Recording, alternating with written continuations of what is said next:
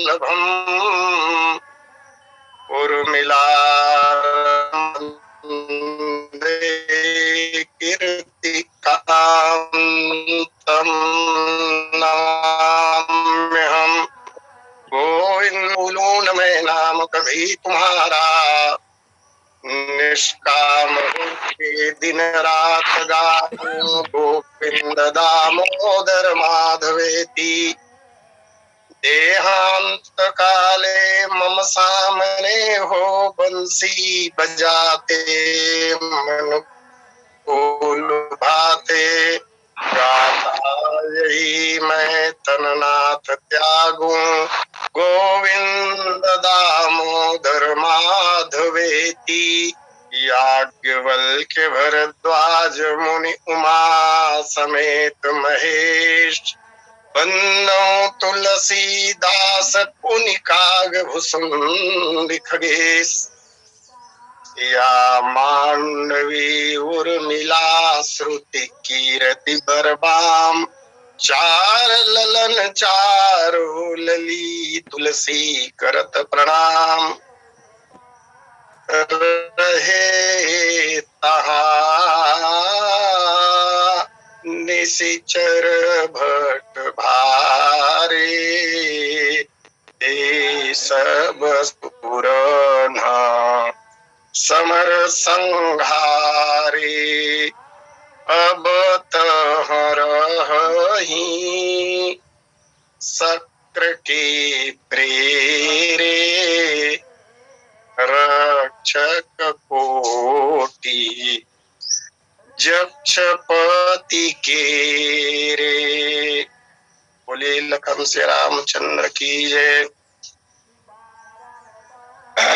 अनंत अनंत अनंत कोटि ब्रह्मांड नायक कारण करुणा वर्णालय मर्यादा पुरुषोत्तम मेरे इष्ट श्री सीता रामचंद्र जी महाराज, श्री राम कथा के आद्याचार्य भगवान भूत भावन महेश्वर जी, श्री सीताराम जी के चरण कमलों में अहरनिश अनुराग रखने वाले अंजनी नंदन हनुमान जी महाराज, कालजयी ग्रंथ श्रीमद रामचरित मानस के प्रणेता प्रातः स्मरणीय पूज्यपाद कानन केसरी कलकुलभूषण संत शिरोमणि श्री राम कथा रस रसिक गोस्वामी जी महाराज, श्री राम कथा सत्संग लिंक से जुड़े हुए समस्त समादरणीय महानुभावों, अर्चनीय वंदनीय पूजनीय माताओं तथा बहनों, और इस पावन मंच के कार्यक्रम के संयोजक एवं संचालक आदरणीय श्री पटेल जी, जिनके भगीरथ प्रयास से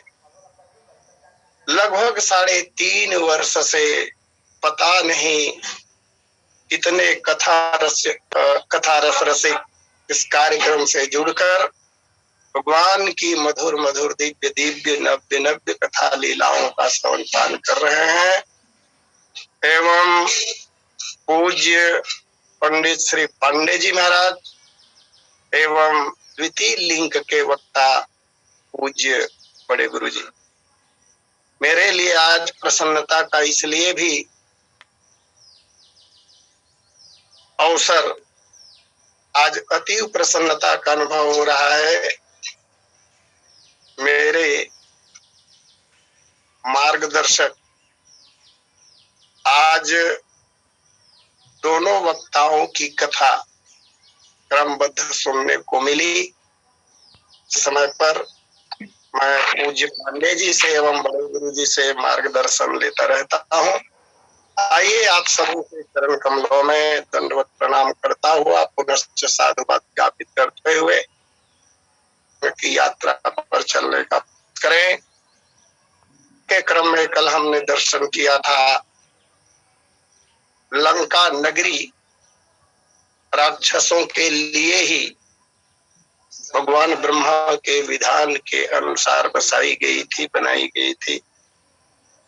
समय समय पर उस नगरी में कभी राक्षसों का और कभी देवताओं का आधिपत्य होता रहा है।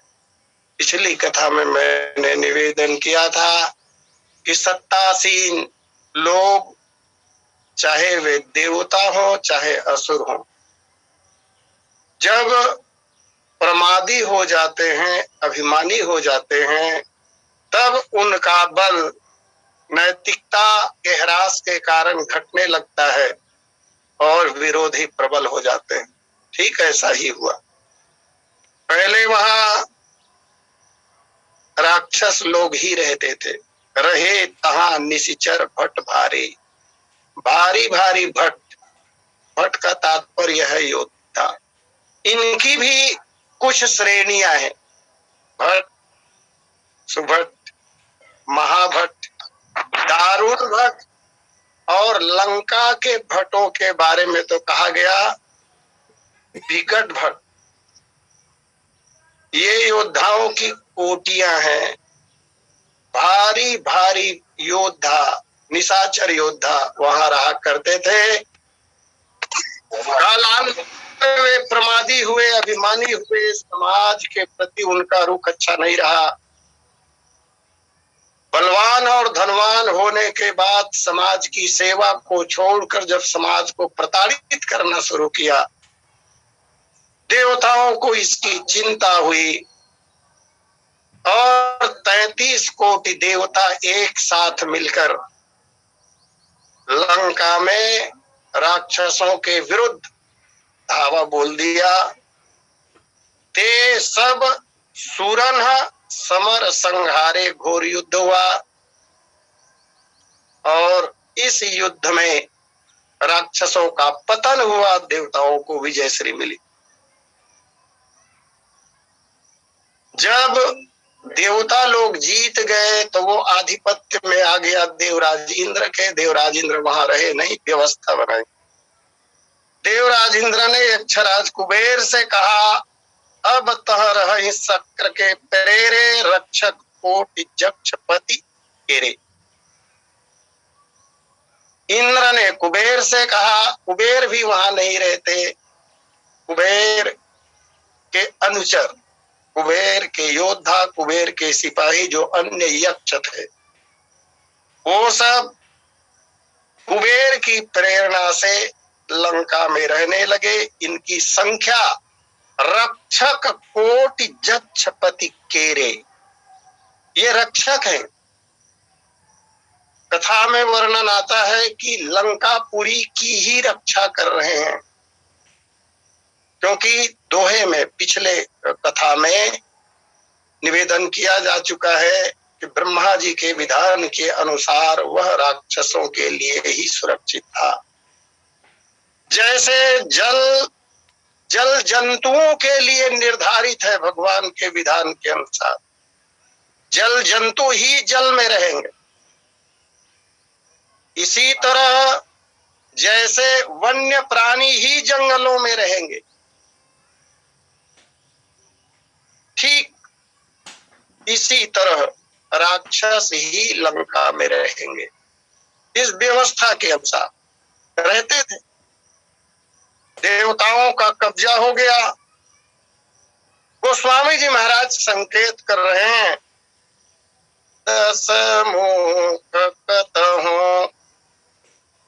मुख कतहु खबरिया सिपाही, से न साजिगढ़ घेरे सिजाई। दशानन रावण को खबर मिली, दसमुख कतहु खबर सिपाही। अब खबर किसने दिया? लंका के संबंध में सारी बात उन्हें किसने बताई? गोस्वामी जी महाराज यहाँ स्पष्ट नहीं कह रहे हैं।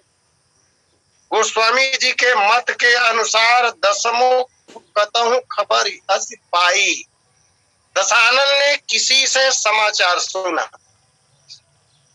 परंतु पिछली कथा में एक दिन निवेदन किया गया था कि लंका ऐश्वर्य के संबंध में रावण को मैं दानव ने बताया था, जब वो अपनी कन्या मंदोदरी को लेकर आया।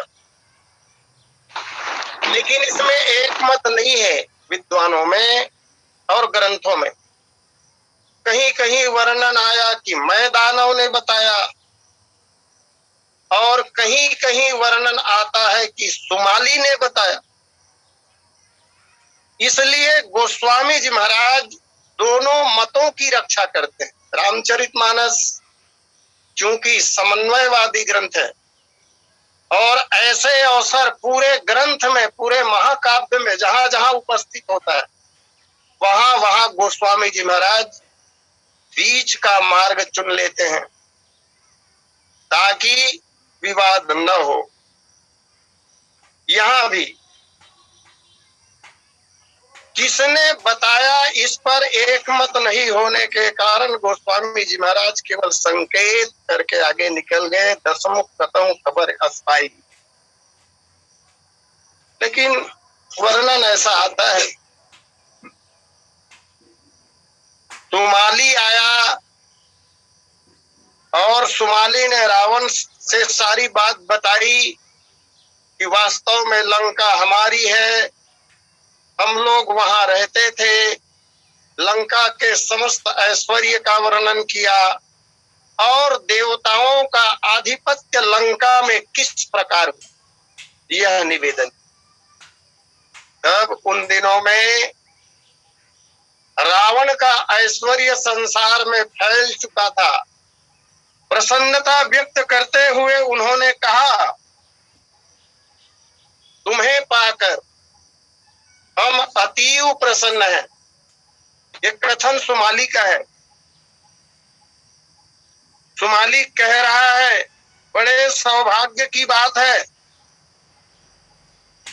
आज हमारे मनोरथ पूर्ण हुए।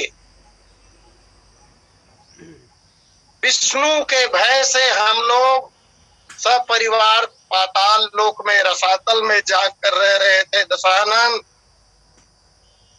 और तुम्हारी ख्याति हमने जो सुनी उसे सुनकर अब हम भयभीत नहीं बल्कि निर्भय हो गए हैं।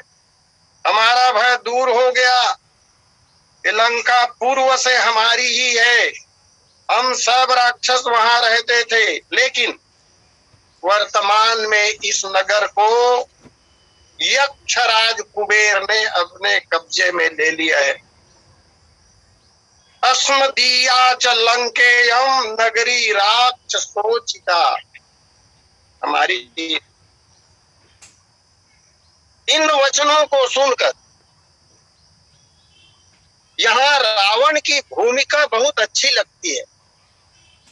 लगता है रावण धर्मात्मा है और वैसे कथा भी प्राप्त होती है। रावण जन्म से कुसंस्कारी नहीं था, रावण के संस्कार अच्छे थे। 6-7 वर्ष की अवस्था में ही उन्होंने ग्रंथों का लेखन आरंभ कर दिया था। एक दिन समीक्षा में आदरणीय पटेल जी ने कहा भी था, इस दशानन ने 6000 मंत्रों की सर्जना की है। बहुत अच्छा लगा सुनकर। अब पढ़ने में ये आता है, मैंने पढ़ा कि वेद जो है उस पर इसकी रुचि ज्यादा थी, वेदों पर। और कहा जाता है कि पहले वेदों के विषय सुव्यवस्थित नहीं हुआ करते थे। उसमें जो अनुवाक होते हैं अथवा अध्याय होते हैं, ये क्रमबद्ध जैसा आज है वैसा नहीं था। ये तो वेदों का अध्ययन करके रावण ने ही विषय के अनुसार मंत्रों को क्रमबद्ध जमाया, ऐसा रावण। जब सुमाली ने कहा उनके नाना जी ने कि दशानन लंका हमारा है, जीत लो उसे, तुम सुयोग्य हो। रावण ने अपने नाना सुमाली को समझाया, नाना जी यक्षराज कुबेर हमारे ज्येष्ठ भ्राता हैं और बड़ा भाई पितृतुल्य होता है, वे हमारे लिए पूजनीय है, ऐसा मत कहो। काल दी प्रथम दृष्टिया उन्होंने सुमाली की बात को अपना सा मुंह लेकर सुमाली जब चला गया तो कुछ दिनों के बाद प्रहस्त आया। 2 प्रहस्त प्रहस्त की कथा मिलती है। एक प्रहस्त रावण का सगा पुत्र था। प्रहस्त रावण का बेटा था। सीता हरण के बाद प्रहस्त ने रावण को समझाया कि पिताजी, सीता जी का हरण आपने किया है, ये अनुचित है। सीता को वापस लौटा दीजिए। धार्मिक विचारों वाला था। प्रहस्त का खूब अपमान किया रावण ने। एक प्रहस्त और दूसरे एक प्रहस्त और है जो रावण का मामा था। जब विश्रवा मुनि तीर्थ यात्रा पर चले गए 2 वर्षों के लिए, रावण था उन दिनों में, विश्रवा मुनि आश्वस्त हो गए कि मेरा पुत्र सुयोग्य है, और रावण को घर पर छोड़कर वह 2 वर्षों के लिए तीर्थ यात्रा पर चला गया। उनके तीर्थ यात्रा पर जाते ही यही प्रहस्त जो रावण का मामा था आया और रावण को ले गया। रावण में गलत संस्कार इन्होंने ही डाले। तो जब रावण ने सुमाली की बात नहीं मानी, उल्टा समझा दिया, तब ये प्रहस्त उसका मामा आया और आकर के रावण से कहा, देखो तुम जो ये कह रहे हो ना कि कुबेर मेरा बड़ा भाई है इसलिए पूजनी है, तो यह सूरवीरों में भाईपन का विचार नहीं चलता है दशानन। ये सामान्य लोगों के लिए नियम हो सकता है। जो बलवान है, जो सूरवीर है, जो रणबांकुरे हैं, उनके लिए ऐसा नियम नहीं है। और उसका प्रमाण भी दे दिया उसने गलत तरीके से। रावण को समझाते हुए उसने कहा, विचार करो दशानन, यदि तुम श्रद्धा की दृष्टि से कुबेर को देखते हो, पूजनीय मानते हो, तो प्रत्यक्षम किम प्रमाणम, कश्यप ऋषि की ही संतान है राक्षस और देवता, जो आपस में घोर विरोधी हैं, एक दूसरे के खून के प्यासे बने हुए हैं। उनमें भाईचारा क्यों नहीं, उनमें भाईपन क्यों नहीं। 10 ग्रीवो महाबाहो नारहसे वक्तु मीदृशम, तो भ्रात्रम नास्ति सूराणाम सुरुनु चेदम वचो ममा। मेरे वचनों को ध्यान से सुनो दशानन। सूरवीरों में भ्रात्रम भाईपन नहीं होता है। तुम चलकर छीन लो उसे कुबेर के हाथों से। ऐसा जब प्रहस्त ने कहा, इसका असर तो पड़ा रावण को। दसमुख गतऊ खबर असिपाई से न साज गढ़ घेरे सिजाई।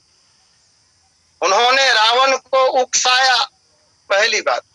और रावण ने कुछ बातें सुनी थी और लंका के ऐश्वर्य के बारे में सुना था कि सोने का है लंका, भवन सोने के हैं जिनमें मणि जड़े गए हैं, और बड़ा संपन्न नगर है। और एक बात और, संपन्न नगर, विचार करें, जब देवताओं ने कब्जा किया वहां, राक्षसों को मारकर भगाए, तहां निश्चर भट भारे, ते सब सुरन समर संहारे। देवताओं के साथ युद्ध जब हुआ तो नीचे चौपाई आती है, देख विकट भट बड़ी कटकाई, जच्छ जीव गए पराई। पहले वहां कभी राक्षस रहते थे, बाद में यक्षों का अधिकार हो गया। तो जब यक्षों का अधिकार हो गया, तब सुमाली कह रहा है यक्षों को भगाओ और जीत लो। ऐश्वर्य बता दिया वहां का। तो रावण ने सेना इकट्ठी की, सेना तो थी ही उसकी, बड़ी सेना थी रावण की, क्योंकि प्रताप भानु ही रावण बना है विप्र श्राप के कारण, कथा में बात आ चुकी है। और उनके जो परिवार के लोग थे प्रताप भानु के, वही सब राक्षस बन के आए हैं। और प्रताप भानु की सेना के बारे में ऐसा वर्णन मिलता है कि सहस्त्र अक्षौहिणी से भी ज्यादा सेना प्रताप भानु की थी, 1000 अक्षौहिणी से भी ज्यादा। तो जितनी सेना उनकी थी वही सब तो राक्षस बने। तो इस तरह इतने भट्ट, सुभट, महाभट्ट, दारुण भट्ट लंका में रहते हैं। आइए मैं एक निवेदन करना चाहूं, ये अक्षौहिणी है क्या? सेना की अलग अलग टुकड़ी संख्या के अनुसार बनती है, अलग अलग संख्या के अनुसार बनने वाली सेना की जो टुकड़ी है उस टुकड़ी का नाम भी अलग अलग है। शास्त्रों में इसकी सारणी प्राप्त होती है। अगर एक रथ हो, एक हाथी, एक रथ, एक हाथी, 3 घोड़े और 5 पैदल सिपाही, सबको यदि जोड़ दिया जाए तो ये हुए 10 रथ के साथ। इसको वाहनी नहीं कहते। इस छोटी सी जो सेना की टुकड़ी है जिसमें सब मिलाकर 10 की संख्या होती है, इसे पत्ती कहा गया। इससे बड़ा समूह एक और होता है सेना का, जिसमें 3 रथ, बस 3 गुना बढ़ेगा सब, 3 रथ, 3 हाथी, 9 घोड़े, 15 पैदल सिपाही, कुल संख्या 30, इसको सेना मुख कहते हैं। इसी तरह 9 रथ, 9 हाथी, 27 घोड़े, 45 पदचर, कुल 90, इसको गुल्म कहते हैं। इस शब्द का प्रयोग ग्रंथ में है। 27 रथ, 27 हाथी, 81 घोड़े, 135 पैदल सिपाही, कुल योग 270 सेना की इस टुकड़ी को गुण कहते हैं। 81 रथ, 81 हाथी, 243 घोड़े, 405 पैदल सिपाही, कुल संख्या 810, इसी का नाम वाहनी है। इस शब्द का प्रयोग आज भी शासकीय तंत्र में देखने, सुनने, पढ़ने को मिलता है, वाहनी। शास्त्रों में पुरानी वाहनी जो होती थी उसमें सब मिलाकर 810 की संख्या।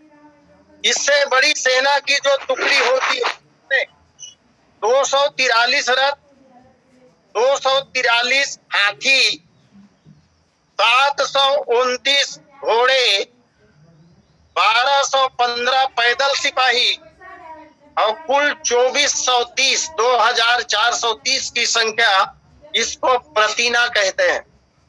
इससे बड़ी सेना की टुकड़ी जिसमें 729 रथ, 729 हाथी, 2187 घोड़े, 3645 पैदल सिपाही, कुल संख्या 7290, इसको चमू कहते हैं। ये शब्द भी ग्रंथों में आता है। और इससे बड़ी 2187 रथ, 2187 हाथी, 6561 घोड़े, 10,935 पैदल सिपाही, कुल 21,870, इसको अनीकनी कहते हैं। और अंत में सेना की जो बड़ी और सबसे बड़ी टुकड़ी होती है उसको अक्षौहिणी कहते हैं। एक अक्षौहिणी सेना में 21,870 रथ, उतने ही अर्थात 21,870 हाथी, उसका 3 गुना 65,610 घोड़े और 1,09,350 पैदल सिपाही, कुल संख्या 2,18,700। इसको एक अक्षौहिणी कहते हैं। ऐसे ऐसे अनंत अक्षौहिणी सेना, जिसकी गिनती नहीं है, प्रताप भानु की सेना में कही गई, ये सब राक्षस बनकर आए हैं। तो इस टुकड़ी को लेकर, संख्या नहीं दिया गया, पर्याप्त मात्रा में सैनिकों को लेकर दशानन रावण यह सोचकर कि पहले जब राक्षसों का साम्राज्य था लंका में, तब देवताओं ने अपनी सैन्य बल के साथ घेरा था और हमारे पूर्वजों को, राक्षसों को हराया था, उसका बदला लेना चाहिए। इसलिए रावण ने भी लंका में धावा बोल दिया कुबेर के ऊपर। अब वहां कुबेर के अनुचर रहते हैं। जब उन्होंने देखा, कहते हैं यहाँ एक एक शब्द बड़े काम का है, देखी बिकट भट बड़ी कटकाई,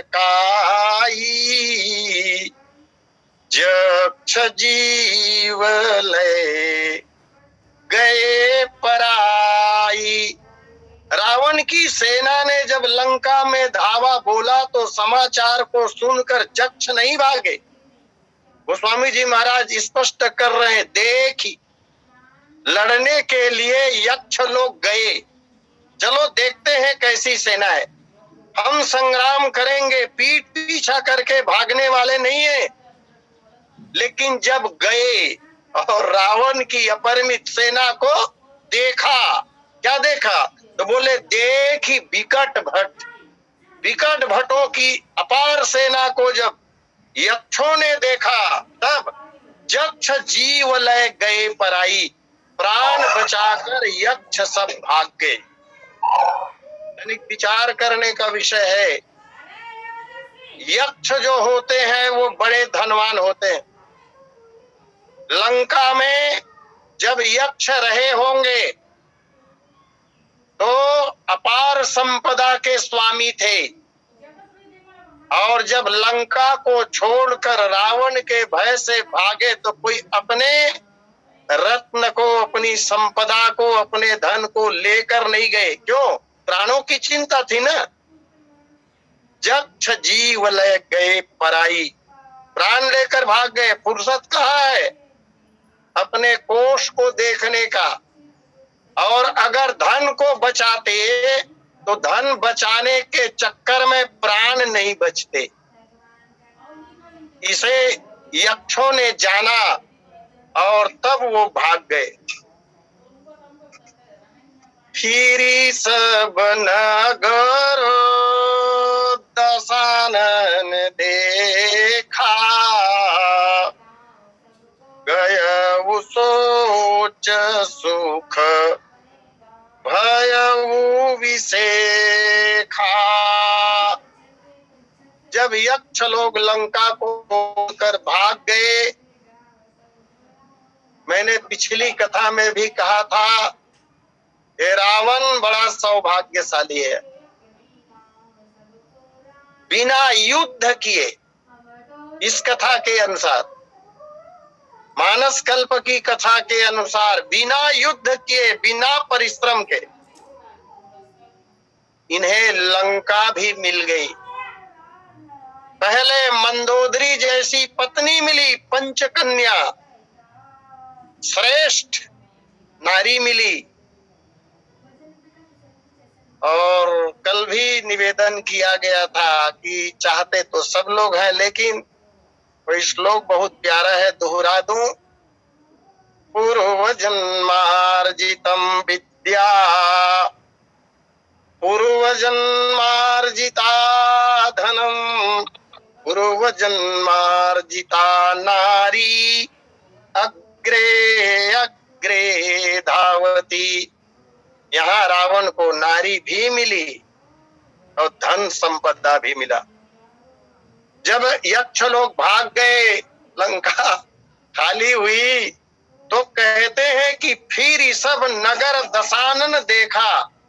दशानन ने नगर को घूम घूम के देखा, अच्छी तरह लंका का अवलोकन कर रहा है रावण। घूम घूम कर देखने का मतलब क्या है? तो घूम घूम कर देखने के कई भाव हो सकते हैं।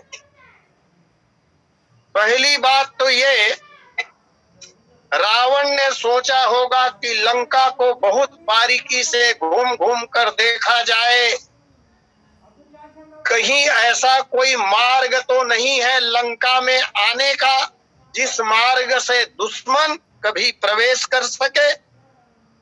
अगर ऐसा होगा तो चाक चौबंद सुरक्षा की व्यवस्था करनी पड़ेगी। इसलिए रावण घूम घूम के देख रहा है बारीकी से, दुश्मन के आने का कोई मार्ग तो नहीं है। दूसरा भाव, अब लंका को जीत लेने के बाद वहां बसना है, सब राक्षसों को बसाना है, तो सबकी योग्यता तो एक जैसी नहीं होती। इसलिए पूरे नगर को देख रहे हैं कि किसके रहने के लिए कौन सा भवन उचित होगा। मेरी कचहरी कहाँ होगी, कोर्ट कहाँ होगा, मेरा राजमहल कहाँ होगा,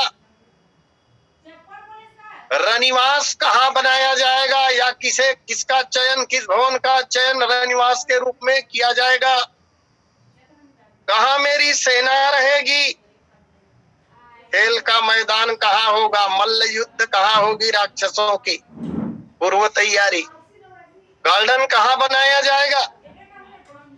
इन बातों को ध्यान में रखते हुए रावण ने बहुत बारीकी से फिरी सब नगर दशानन देखा। एक तीसरी बात हो, बारीकी से अन्वेषण करने के पीछे एक कारण यह भी है, रावण ने अभी तक लंका के बारे में केवल सुना था कि लंका सोने की है, सोने के दीवार बने हुए हैं जिनमें मणियां मढ़ी गई है, चलकर देखा जाए ये सोने पूरे 24 कैरेट वाले हैं कि 22 वाला भी होगा। मणि जड़ी गई है, मणि का नाम नहीं दिया। मणियां बहुत प्रकार की होती है, बहुत प्रकार की मणियों का उल्लेख ग्रंथों में मिलता है। तो किन किन भवनों में किस किस तरह के मणि लगाए गए हैं, इस नगर की रम्यता कैसी है, नगर की शोभा कैसी है, भव्यता कैसी है, सुंदरता कैसी है। और एक बात और, ये भवन कितने दुर्गम है, वहां कोई पहुंच तो नहीं सकता। दुर्गम भवन अगर होंगे तो वहां रहने वाला निश्चिंत रहेगा, चिंता नहीं होगी उसे। और भवन अगर दुर्गम नहीं हुआ तो भय बना रहेगा, भय बना रहेगा कि कोई आ जाएगा, समय पाकर धोखे से हत्या कर सकता है। इन सब बातों की जानकारी लेने के लिए रावण बहुत बारीकी से अन्वेषण कर रहा है। गोस्वामी जी महाराज कहते हैं, जब देखा रावण ने घूम घूम कर लंका को, तब गया वो सोच सुख भयऊ विशेखा। जो सोच रावण के मन में रहा होगा, जो चिंता रावण को थी, लंका को देखते ही रावण की चिंता दूर हो गई। गयऊ सोच सुख भयऊ विशेखा, और सोच के दूर हो जाने से विशेष रूप से सुख प्राप्त होने लगा रावण। उनकी चिंता मिट गई। चिंता मिटने का एक कारण तो यह है कि लंका विशेष है। सुंदरकांड में चौपाई आती है, गिरि पर चढ़े लंका ते ही देखी, कहीं न जाई अति दुर्ग देखी। विशिष्ट प्रकार का है। तो विशिष्ट नगरी लंका को देखकर रावण सुखी हुआ। दूसरा, उसकी चिंता मिट गई इसलिए सुखी हुआ। और तीसरा, बिना परिश्रम के, बिना युद्ध के सुंदर, रमणीक और अत्यंत दृढ़, मजबूत और दुर्गम नगर के साथ अपार संपदा मिल गई, इसलिए रावण प्रसन्न हो गया। गोस्वामी जी महाराज चौपाई में कह भी रहे हैं, सुंदर सहज अगमय अनुमानी, किन्हीं तहा रावण रजधानी। आइए, समय पूर्णता पर है, इसलिए इस चौपाई को प्रणाम करते हुए मैं अपनी वाणी को यही विश्राम देते हुए आमंत्रित करूं से समय के लिए आदरणीय पटेल जी को। बोलिए लखन सिया रामचंद्र की जय। बोले सियावर रामचंद्र।